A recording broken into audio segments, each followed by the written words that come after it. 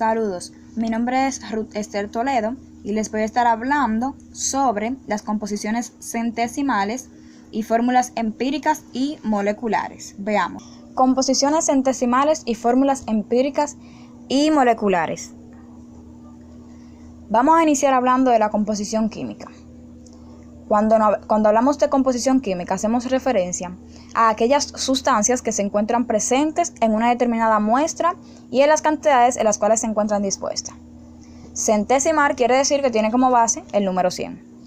Si unimos estas oraciones, tendremos lo siguiente: una composición centesimal es el porcentaje en masa de cada elemento presente en un compuesto o en una especie química. También es una medida de la cantidad de masa que ocupa un elemento en un compuesto. Se puede definir de la siguiente manera, que es el tanto por ciento en masa de cada uno de los elementos que lo componen. En fin, la composición centesimal hace referencia al porciento de masa de cada uno de los elementos que lo componen para luego obtener un resultado final de cada elemento, que al final nos quedamos con el compuesto. La fórmula de la composición centesimal. Aquí la tenemos. Número de moles del elemento por la masa molar del elemento entre la masa molar del compuesto por 100%, que es nuestra base. Esta es la fórmula que utilizaremos para los ejemplos siguientes. Veamos este ejemplo. Este es el ejemplo de un alcohol. Para determinar su composición centesimal y determinar el porciento de masa en totalidad de cada elemento, vamos a hacer como una descomposición, por así decirlo. Iniciemos con el carbono. El carbono tiene 2 átomos aquí en este alcohol y el número de mol es ese, 2. 2 átomos de carbono tenemos. Ese 2 lo multiplicamos por la masa molar del elemento. Si vamos a la tabla periódica, nos vamos a encontrar que la masa molar del elemento llamado carbono es igual a 12.01 gramos. Esto va dividido entre 46.06 gramos, que representa la masa total del compuesto. Pero vamos a ver cómo determinamos esa masa. Bien, se hace de la siguiente manera. Vamos a multiplicar primero el número de moles de cada elemento por la masa molar de ese elemento. Por ejemplo, en el carbono tenemos 2 por 12.01 gramos. Y en el hidrógeno el número de moles es de 6 y su masa molar es de 1.008 gramos. En el oxígeno, número molar, es igual a 1, entonces la masa molar es igual a 16.00 gramos. Si multiplicamos 2 por 12.01, 6 por 1.008 y 1 por 16.00, veamos cuáles son los resultados. 2 por 12.01 es igual a 24.02, 24.02, 6 por 1.008 es igual a 6.048 y 1 por 16 pues tenemos 16.00. Si sumamos estos resultados tendremos un total de 46.068, pero no lo vemos aquí. Aquí vemos un 46.06. Lo que pasó fue que lo redondeamos y nos quedamos con un 46.06 gramos. Esta es la masa total del compuesto. Luego de saber esto, sigamos con nuestra operación.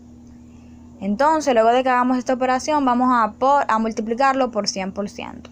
El resultado es del carbono 52.14%.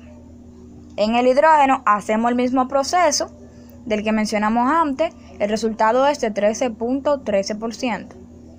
Y en el oxígeno por igual, y tenemos un resultado de 34.73%. Si queremos verificar, o más bien lo que le da credibilidad a que esta operación es, como lo dice la definición, que nos basamos en el número 100, por eso se llama centesimal. Entonces sumamos los resultados y nos da 100%. Vamos a hablar un poco de la fórmula empírica y la fórmula molecular y su relación entre ellas. La fórmula empírica es una fórmula mínima que indica cuáles elementos están presentes y la relación mínima en número entero. También es la reducción de una fórmula molecular a su máxima expresión entera. Más bien se puede decir que es la expresión más sencilla para representar un compuesto químico. Vamos a ver, esta relación es muy importante, ya que la fórmula molecular expresa el número real de átomos que forman una molécula. En este caso tenemos la molécula de la glucosa. Aquí tenemos cómo lo detalla: 6 átomos de carbono, 12 de hidrógeno y 6 de oxígeno. Lo dice, expresa el número real de átomos que forman esa molécula de glucosa. Mientras que la fórmula empírica únicamente nos informa de la proporción de átomos en un compuesto. Se hace una reducción, la más sencilla posible. Vemos que solamente tenemos un átomo de carbono, 2 de hidrógeno y 1 de oxígeno. Vamos a ver cómo se obtuvo esta fórmula empírica de la glucosa luego de tener la molecular, cómo se reduce de la siguiente manera. Si a nosotros nos dan la fórmula química de un compuesto, tenemos que descomponer el número de átomos presentes de cada elemento químico, pero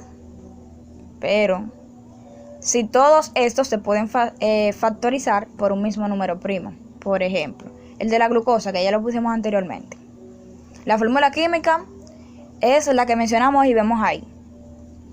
Tenemos una pregunta ahí. Los átomos o subíndice, que vemos el número 6, el 2 y el 6, de eso hablamos, de los elementos presentes en esta fórmula química, ¿son números que se pueden descomponer por el mismo factor primo? Sí. Por el 2. El número factor primo aquí es el 2, porque el 6 tiene mitad, que es 3. El 12 tiene mitad, que es 6. Y el 6 tiene mitad, que es 3. Ahora, la fórmula química se redujo a 3 átomos de carbono, 6 de hidrógeno y 3 de oxígeno. Así vamos a ir reduciendo. Otra pregunta: ¿los átomos de los elementos presentes en la fórmula química reducida se pueden dividir por el mismo factor primo? Claro que sí. El factor primo aquí es 3, porque el 3 tiene tercera, que es 1, el 6 tiene tercera, que es 2, y el 3 tiene tercera, que es 1. Y ahora vemos cómo la fórmula química se redujo, o la fórmula molecular se redujo a un solo átomo de carbono, 2 de hidrógeno y 1 de oxígeno. Pero si hacemos la misma pregunta y decimos los átomos de esos elementos que ya fueron reducidos, que tenemos presente aquí en la fórmula molecular, ¿se pueden dividir por el mismo factor primo? Ahí no tenemos un sí, tenemos un no. ¿Por qué? El 1 se puede dividir por el 1, el 2 se puede dividir por 2 y el 1 se puede dividir por 1. Y como los átomos no se pueden dividir por el mismo factor primo, entonces no podemos reducir más la fórmula química o la fórmula molecular. Entonces, por este motivo, es que decimos que la fórmula empírica de la glucosa es esta que vemos aquí. Carbono 1, hidrógeno 2 y oxígeno 1.